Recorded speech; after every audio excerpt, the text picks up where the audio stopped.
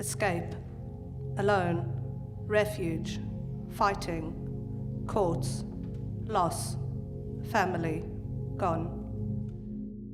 This process has helped me to recognize when something isn't sitting right with me, whether that's my mental health, and that means I need to step out and reach out to a GP or reach out to a key worker or my sponsor, or physically where I just feel run down and I need to lie down or switch off completely and read a book. I've learned to take that time to look after myself more so than I did before this project, because I used to just think you've got to keep going. I'm also willing to look at doing other activities around my body, and that used to be a very big concern for me, is that I didn't think due to my size I could do exercise. So I'm more willing to challenge myself and try new things. I was very self-conscious and very aware of my body weight and the issues I have around that. But I learned to overcome it, and I actually came to enjoy doing the yoga stuff and the warm-ups, and the professionals involved were very respectful of my boundaries and didn't push me unless I wanted to be.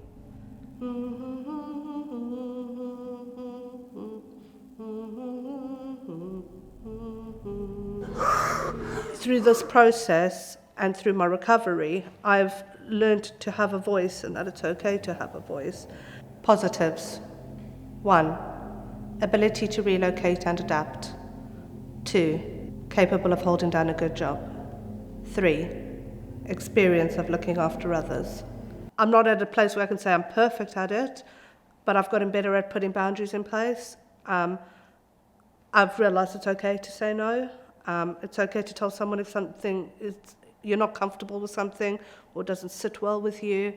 And I've also become a big person at listening to other people say the same back to me, because I think I've reflected my own lack of boundaries in the fact that I don't listen to other people's boundaries. So it's improved my all-round relationships with people, being able to learn that. So when I met the professionals, my initial thought was that I was going to feel really out of place and that I wasn't going to measure up to their standards. But both Tony and Rob were very quick to make us feel comfortable. I felt that they took their professionalism and they adapted their skills and their abilities to meet our level, but at the same time they pushed us to get it to a high level of professionalism. And it was easy to share with them and get to know them as people, so it was a great experience for me. I think there were times when Charlotte needed to push me, and that wasn't because of any other reason, but I think she knew I was capable of doing it, and I was just putting up that wall, which is instinct rather than, I wasn't even willing to try. And I think Charlotte understood that she could push me, provided I wasn't being taken completely out of my comfort zone. And at any point I could say to Charlotte I wasn't comfortable and I wanted to step out the room or take a break. And on the physical side, if there was something I really didn't feel like doing or was not comfortable doing, I wasn't forced to do it. If anything, it was adjusted to accommodate me and what I was comfortable with.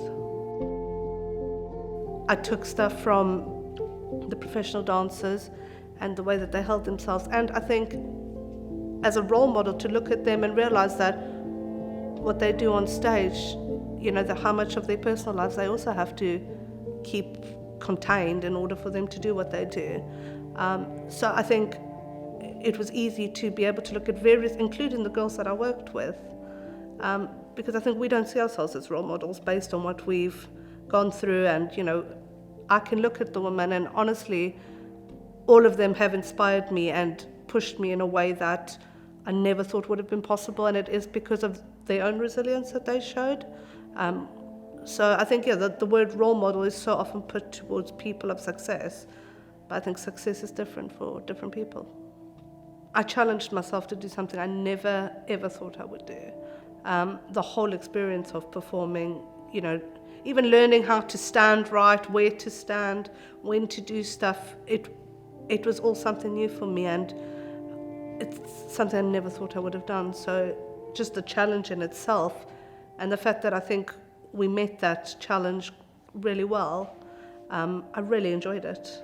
I've shared stuff on stage and in this project that I haven't shared with anyone. And that was initially very scary, but because of the safety, again, I was okay with sharing that, and happy to now analyse that outside in a therapeutic environment. Why don't you find someone to have a relationship with who makes you feel whole? H-O-L-E, just a whole, worthless, good for nothing, fat, ugly, like trash. I've found that the filming side of things has been probably more fun for me. Again, move on to England, and while you're at it, quick, have a couple more relationships. The filming side has been interesting for me because I didn't think I'd be as comfortable as I am in front of a camera. I'm given feedback of what I can or can't do in that moment. The example would be the panic attack. At last, here you are in love with cocaine. You're out of control, you have no fears. A bit of shame maybe. You're spiraling. Quick, is it the cocaine? Is it the weed? You're spiraling. I think when I filmed it, I was able to stop and start again, and I was really being told how to embody it, whereas on stage it's that one shot. If you don't do it properly, you don't do it properly. So yeah, I definitely enjoyed the almost having a second chance. You're fighting for yourself, for hope. You're learning, you are trying. Look at me. I am stupid. I am mad. I have gone mad. I have gone completely mad, and I've done all sorts of things. I had friends in the audience who didn't know some of my stories, so that in itself was quite empowering for them to walk up to me and not talk about what they heard, but more about they could see the resilience through the story. And people that I spoke to were moved by it. They were really moved, and a lot of them identified with various parts of the performance. And I think that was shown when people shared back at us, just how much everyone took from it. Stop. Count the breath. It's that feeling of you're not alone, and there's other people who have not been through what I have, but been through their own stuff, and we've formed such a bond that I don't believe even moving away from this project that we'll stop being friends. We've all got a care and a love for each other that goes beyond this project.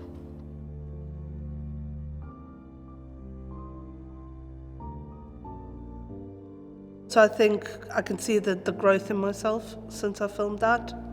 But now when I look back and watching that, I think really helped me to see that on an emotional level I've progressed substantially since then. Obviously the way in which we spoke about trauma and stuff in our lives was done in a different manner. So we did it through the movement, through drawing, through talking, through different things, and I think that enabled me to start to open up about it, and certainly to feel safe enough to open up about it. And I think from the art of attachment and then moving away from that, I did very intensive trauma therapy, and it enabled me to feel comfortable enough to go in there and just totally rip that Band-Aid off and talk about it, and walk away knowing that I held nothing back. It also enabled me to finally make the decision to walk away from an abusive relationship, which I do think the process helped me. You know, it took time, but I do think by doing the art of attachment, I was given a strength I didn't think I had, and that enabled me to make better decisions for myself. And since then, I've remained clean and sober, and I'll be 3 years at the end of this month. And my recovery has just gone from strength to strength. I'm very involved in my recovery community. I have friends who are in recovery. I don't feel the need to use. I don't want to use, and I think for the first time ever. I've chosen life. I want to live. And that's the biggest thing I could have done for myself. Escape. Alone. It empowered me when I did it. It really did. Like, I can't believe I'm on stage and I'm doing something. I'm certainly a lot more receptive to people touching me, hugging me, being physically intimate with me as a friend or whatever than I would have been, before the art of attachment. That every person with in-depth trauma should go through the process we did. It's like we were talking about horrific stuff, but then we were also doing dance movements and yoga and drawings, and so there was that distraction to get it off our bodies without sitting in it. And I never once felt that I wasn't supported, that there wasn't someone we could talk to, whether it was Charlotte, whether it was people from Oasis who stepped in. There was always that support network. And then there was the girls themselves. Like, we strengthened each other, and we comforted each other. And we, if someone was crying, the other one was holding their hand, or whatever the case may be. So it definitely changed my perspective on trust. I'm very big into writing. I've recently got quite into sketching and drawing and stuff, because that is, for me, my therapy. And I think the word therapy makes people think of therapists, but I think there's so many other healing ways to deal with trauma, and some people don't do well at talking, and I just think that to be able to express yourself in another way is so, it's freeing, especially people like some of us who struggle with people to touch us, and we've been touched in ways that we shouldn't have been touched. We've been hurt by hands, and yet we were able to take that and express it in a dance. And there's something beautiful about that, in my opinion. And I remember Charlotte saying to us, we don't have to put your name to the story. You can all do each other's stories. You could do something different. But we all wanted to own our part. We wanted people to know that's us, that's who this is about. And for me, that was a thing of, you can't shut us up. Like, we're going to tell you what happened to us, how it happened, and why we're standing here today. And we got that way because we shared our stories with each other, and because we went from writing words all over a paper to putting it into neat little packages of disaster, and sharing that stuff and being able to find the different, there were some stories that we needed someone else to read it out. We needed someone else to be our voice while we showed the physical impact. But you move on. You're 29 now, getting close to 30. What we were doing was translating people's personal stories in a manner that can help others, but at the same time keeps the person safe. I think by having professionals involved in it, that took a big weight off our shoulders of, the dance moves, and some of the physical stuff that we just wouldn't be able to do, but also some of the more technical stuff, I think, that we would have struggled to do ourselves. We're not professionals. We've never done this, some of us. And you can tell, probably. But I think that's what makes it real. I think that translated to people in the audience. And I think it hits home a bit more when you look at someone and you think, wow, like, that could be me sitting up there. I think that the name Art of Attachment is actually perfect for it. Because, yes, a lot of what we've spoken about is trauma, but that's exactly the problem, is that our identification with attachment was trauma, especially when we were younger.